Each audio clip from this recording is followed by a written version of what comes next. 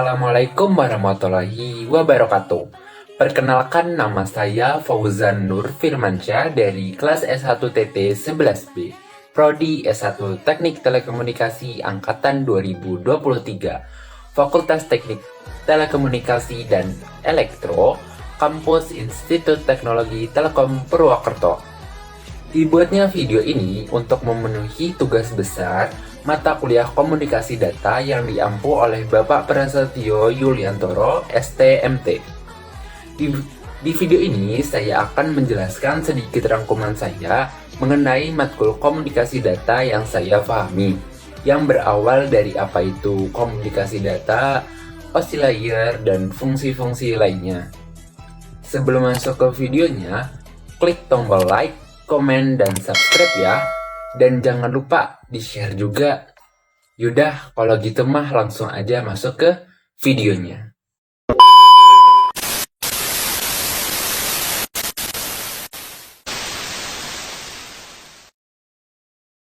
Nah, kita sudah masuk ke videonya nih. Disimak ya. Oke?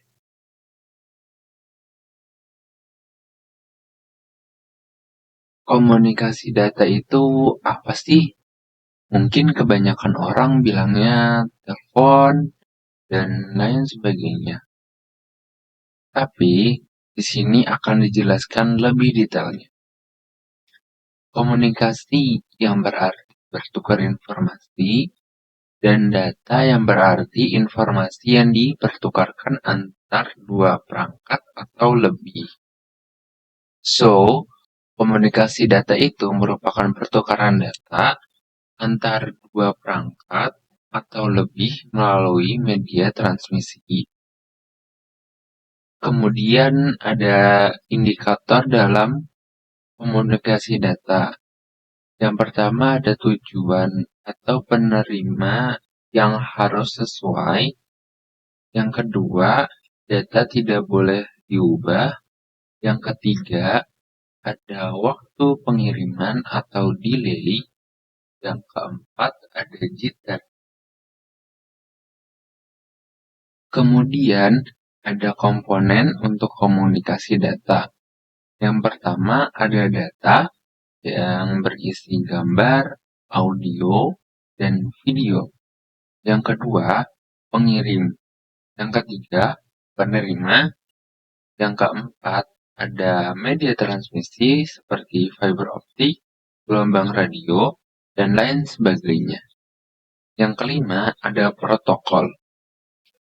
Selanjutnya, ada aliran komunikasi data yang dibagi menjadi 3 bagian, yaitu yang pertama ada simplex, yang kedua ada half duplex, yang ketiga ada full duplex.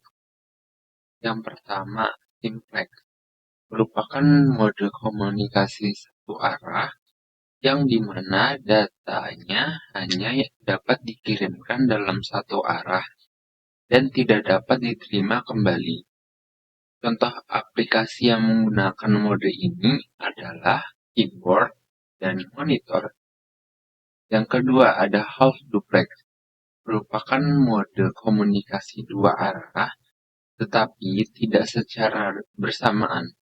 Dalam mode ini, perangkat dapat mengirimkan dan menerima data, tetapi hanya satu perangkat yang dapat melakukan salah satu tindakan pada satu waktu. Contoh aplikasi yang menggunakan mode ini adalah walkie-talkie. Yang ketiga ada full duplex, merupakan mode komunikasi dua arah yang dapat dilakukan secara bersamaan.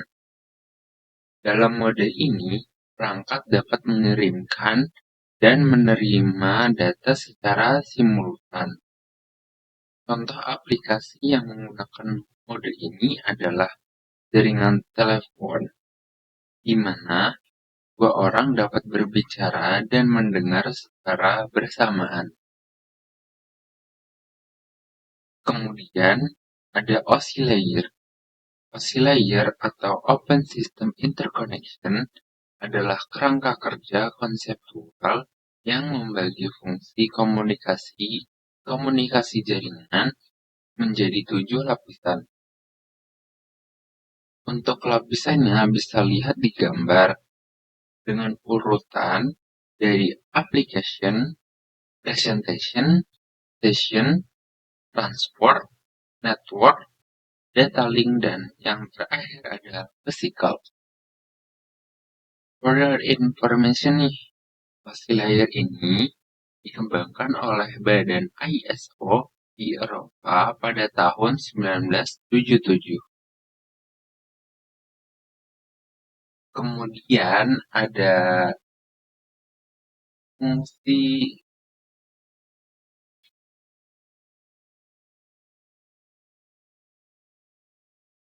selanjutnya, saya akan menjelaskan 7 fungsi OSI layer. Yang pertama ada application layer yang berfungsi sebagai penunjang aplikasi untuk berkomunikasi melalui jaringan. Untuk contohnya adalah SMTP atau yang bisa disebut Simple Mail Transfer Protocol. Ini adalah protokol komunikasi yang digunakan untuk mengirim dan menerima pesan email melalui internet. Yang kedua ada presentation, berfungsi untuk memformat data sehingga dapat diidentifikasi oleh penerima. Contohnya ada JPG, GIF, dan HTTPS, dan lain sebagainya. Yang ketiga ada session, berfungsi untuk membentuk koneksi lalu memutuskan ketika data sudah dikirim. Contohnya ada NetBIOS dan PPTP. Yang keempat ada transport, yang berfungsi untuk mengatur flow control dan pengiriman ulang data jika diperlukan. Contohnya ada TCP atau Transmission Control Protocol dan UDP atau User Datagram Protocol. Yang kelima ada network, berfungsi untuk menambahkan alamat jaringan pada paket. Contohnya ada router. Yang keenam ada data link yang berfungsi untuk menambahkan MAC address. Contohnya ada di switch.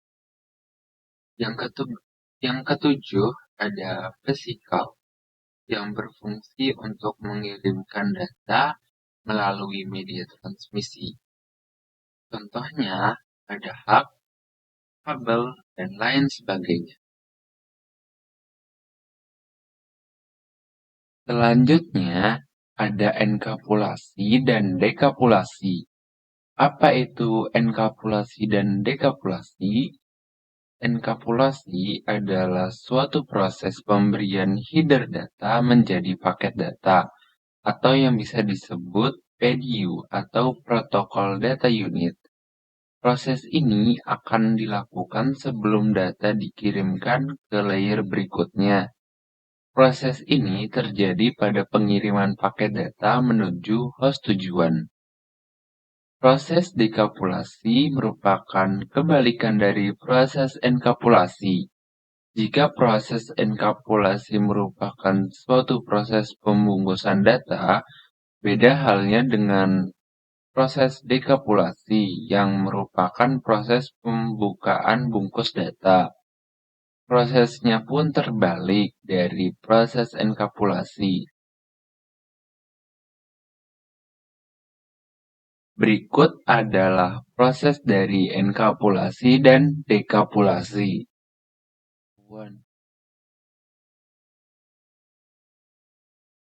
Di slide ini, saya akan membahas tentang application layer. Lapisan ini berfungsi sebagai penghubung utama antara aplikasi yang berjalan pada satu komputer dan sumber daya jaringan yang dibutuhkan untuk mengaksesnya.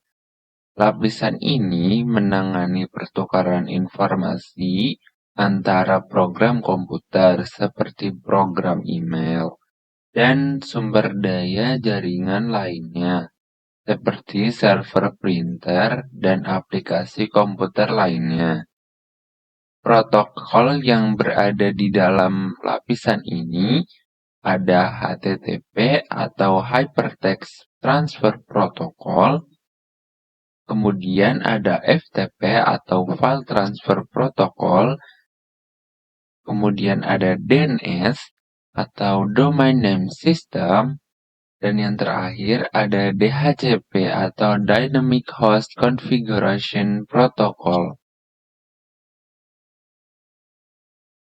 HTTP atau Hypertext Transfer Protocol merupakan suatu protokol yang digunakan untuk mentransfer dokumen ke dalam www atau yang bisa disebut World Wide Web. HTTP mendefinisikan bagaimana suatu pesan dapat diformat dan dikirimkan dari klien ke server atau sebaliknya. FTP atau File Transfer Protocol merupakan cara mengunduh, mengunggah, dan mentransfer file dari satu sistem komputer ke sistem lainnya di internet. Itu merupakan transfer file protokol atau FTP. FTP memungkinkan transfer file bolak-balik melalui cloud atau antar komputer. Untuk melakukan transfer file FTP, pengguna memerlukan koneksi internet. Kemudian ada DNS atau Domain Name System. Untuk menerjemahkan alamat IP menjadi sebuah nama domain dan juga sebaliknya. Contohnya saja alamat google.com dan situs-situs lainnya.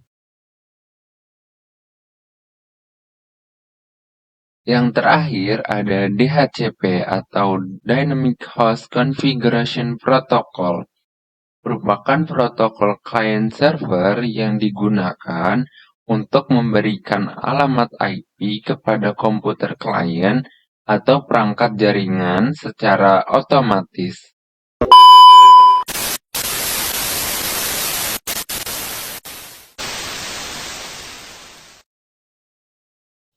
Jadi, kesimpulan dari video ini adalah kita bisa tahu bagaimana proses awal diolahnya data dari application layer hingga application layer pengguna yang lain. Lalu kita bisa tahu nih aliran dari komunikasi data itu seperti apa. Kemudian kita bisa tahu protokol-protokol seperti contohnya HTTP, FTP, PDU, dan lain sebagainya. Itu saja yang bisa saya sampaikan dari rangkuman mata kuliah komunikasi data ini. Gimana nih dengan penjelasan yang saya jelaskan? Tolong komen ya. Nah, sebelum saya akhiri, saya ada 2 kalimat motivasi nih. Untuk yang pertama, saya mengutipnya dari ex-member JKT48. Nama ini sangat-sangat terkenal di kalangan fans dan sangat disegani oleh para member JKT48. Dia bernama Sheni Indira Natio dari generasi 3. Motivasi yang beliau sampaikan berbunyi, ya udah jalanin aja, mau dalam kondisi yang baik ataupun enggak, hidup akan terus berjalan. Jadi, kita jalani saja hidup ini. Walaupun sedang mengalami kesulitan apapun, kita harus tetap semangat. Lalu yang kedua, saya mengutipnya dari member aktif JKT48 yang bernama Katrina Irene dari generasi 9. Yang berbunyi, misalnya kita lagi susah, itu bukan berarti kita bakal susah selamanya. Itu hanya proses untuk menjadi the best version of yourself. Itu saja yang bisa saya sampaikan. Kurang lebihnya mohon maaf. Wabillahi taufiq wal hidayah. Wassalamualaikum warahmatullahi wabarakatuh. and see you.